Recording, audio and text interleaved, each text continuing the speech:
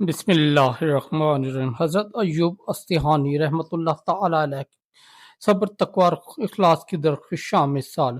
حضرت ایوب تابعین کے بڑے 131 برگ اور اللہ کے مقرب بندوں میں سے تھے۔ آپ کا شمار اہل بصیرت عبادت گزار بڑے زاہدین میں ہوتا ہے۔ آپ کا تعلق بصرہ سے تھا جو اس دور میں علم و معرفت کا عظیم مرکز تھا۔ بصرہ میں اس زمانے بہت سے نامور تابعین صوفیہ اور فقہا رہتے تھے۔ حضرت ایوب استحانی انہی میں سے ایک روشن چراغ تھے۔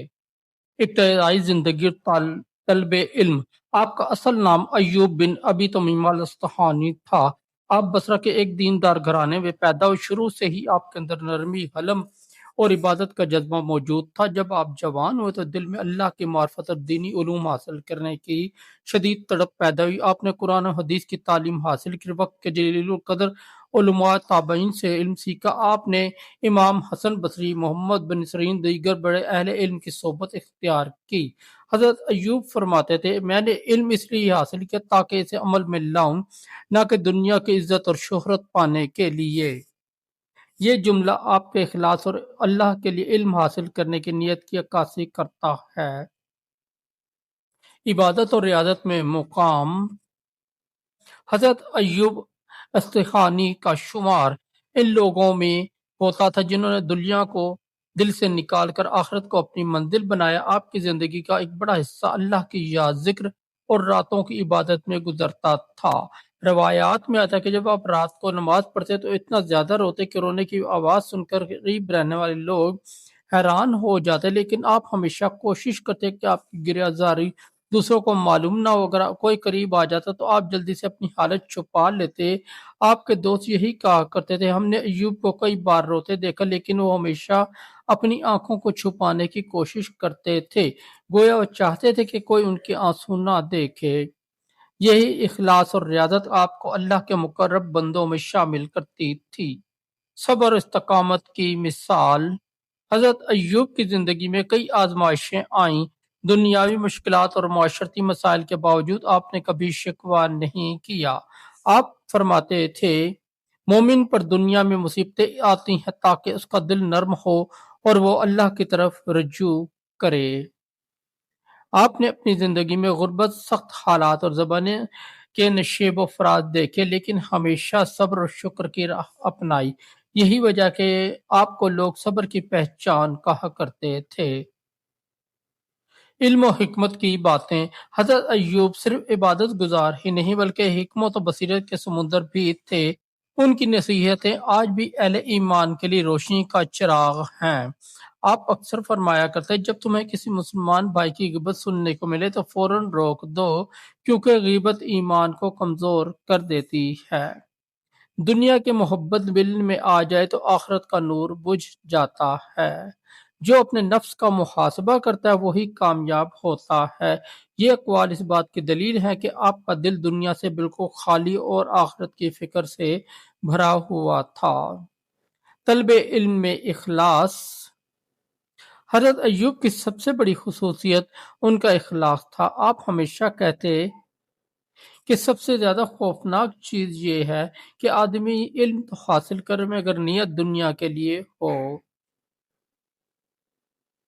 اسی لیے آپ اپنی مجلس میں طلباء کو بار بار نیت کی درستگی کی تلقین کرتے۔ آپ کے شاگرد کہتے ہیں کہ جب ہم حضرت ایوب کی مجلس میں بیٹھتے تو ہمیں ایسا محسوس ہوتا کہ ہم دنیا میں نہیں بلکہ جنت کی کسی بزم میں ہیں۔ خشوع و خضوع۔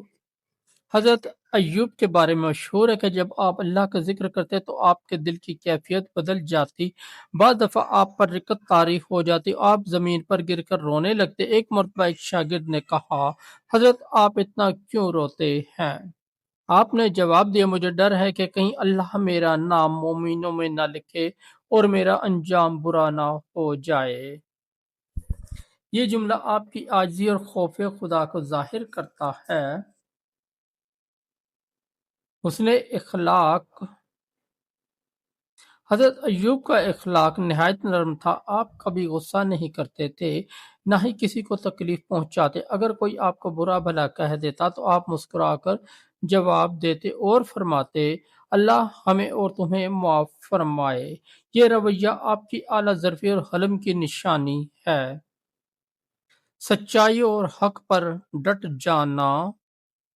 ایوب ہمیشہ حق بات کہتے تھے، چاہے اس کے نتیجے میں دنیاوی نقصان ہی کیوں نہ اٹھانا پڑے۔ آپ کے نزدیک جھوٹ بولنا سب سے بڑی ذلت تھی۔ ایک دفعہ کسی نے آپ سے کہا، زمانہ بہت خراب ہے، سچ بولنے والوں کو نقصان پہنچتا ہے۔ آپ نے جواب دیا، اگر سچائی کے راستے پر چلنے والا نقصان اٹھاتا ہے تو یاد رکھو یہ نقصان نہیں بلکہ اصل کامیابی ہے۔ وفات اور بعض از وفات ذکر۔ حضرت ایوب سخائی نے 131 ہجری کے قریب وفات پائی۔ جب آپ کا انتقال ہوا تو پورے بصرہ میں غم کی لہر دوڑ گئی۔ لوگ کہتے تھے آج بصرہ کا سب سے بڑا زاہد اور سب سے زیادہ رونے والا دل ہمارے درمیان نہیں رہا۔ آپ کے وفات کے بعد بھی آپ کی نصیحتیں اور حکمت کے موتی لوگوں کے دلوں کو زندہ کرتے رہے۔ بڑے علماء آپ کو صبر، تقوی اور اخلاص کی علامت کے طور پر یاد کرتے ہیں۔ نتیجہ، حضرت ایوب استحانی رحمۃ اللہ تعالی علیہ کی زندگی ہمیں یہ سبق دیتی ہے کہ عبادت اور علم کا مقصد صرف اللہ کی رضا ہونا چاہیے۔ مصیبت اور آزمائش سے صبر سب سے بڑی کامیابی ہے۔ دنیا کی محبت دل سے نکال کر آخرت کی فکر کرنا اصل سعادت ہے۔ عاجزی، حلم اور نرم اخلاق انسان کو اللہ کے قریب کر دیتے ہیں۔ ان کی داستان آج بھی ہمارے لیے مشعل راہ ہے۔ اگر ہم بھی اخلاص، صبر اور تقوی کو اپنی زندگی کا حصہ بنا لیں تو دنیا اور آخرت دونوں میں کامیاب ہو سکتے ہیں۔ دوستوں، اگر آپ کو ہماری سٹوری اچھی لگی تو ہمارے اس چینل کو سبسکرائب کر دیں، اس ویڈیو کو لائک اور دوستوں کے ساتھ شیئر کر دیں۔ بہت شکریہ۔